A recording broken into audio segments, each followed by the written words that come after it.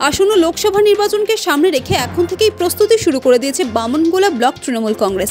আসন্ন লোকসভা নির্বাচনকে সামনে রেখে সম্প্রতি হবিপুর বিধানসভায় অনুষ্ঠিত হলো তৃণমূল কংগ্রেসের প্রার্থী পরিচিতি সভা।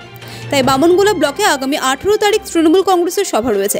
বামনগোলা ব্লক তৃণমূল কংগ্রেসের পক্ষ থেকে এদিন বিভিন্ন জায়গায় দেওয়াল লিখন করেন তৃণমূল কংগ্রেসের বিভিন্ন শাখা সংগঠনের কর্মীরা। আমরা বামনগোলা ব্লক তৃণমূল কংগ্রেস গতকাল হবিপুর বিধানসভার হবিপুর রাইস মিল মাঠে আমাদের প্রার্থী পরিচিতি পর্ব আমরা শেষ করেছি।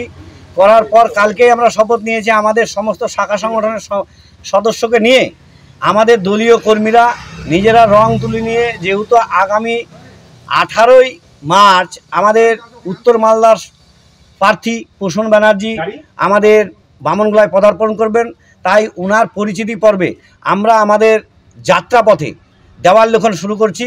10 তারিখে মমতা বন্দ্যোপাধ্যায় আমাদের দিদি যখন ব্রিগেডে প্রার্থী ঘোষণা করেন, আমরা 12 তারিখ থেকে বিভিন্ন অঞ্চল লিখে আজকে আমরা যে রাস্তা দিয়ে প্রার্থী যাবে সে রাস্তা আমরা কালারিং করছি আমাদের দিদির প্রতীক চিহ্ন এঁকে আমাদের প্রার্থীকে স্বাগত জানাবো।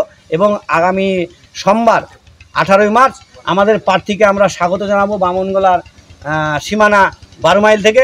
আমাদের দলীয় যে কর্মীরা রয়েছে বিভিন্ন অঞ্চলের, আমাদের 6টি অঞ্চলের কর্মী, বিভিন্ন জাতি বিভিন্ন ধর্ম সমন্বয়ে আমাদের প্রার্থীকে আমরা স্বাগত জানিয়ে টোটাল বামনগোলা আমরা পদযাত্রা করব।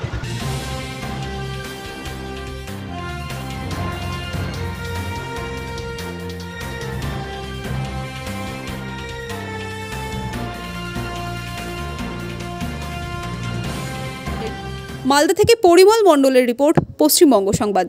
Wait.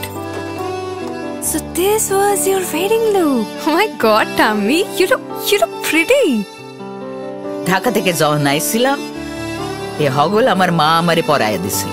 It's so authentic, Tammy. I will go for this look. But what about my goina? সাদা রঙের রুমালটিতে গোলাপি রঙের কাজ, সব মিলিয়ে দারুণ হবে নতুন কনের সাজ। আমার গয়না আমার শ্রী ঢাকা জুয়েলার্স, আভিজাত্যের গয়না।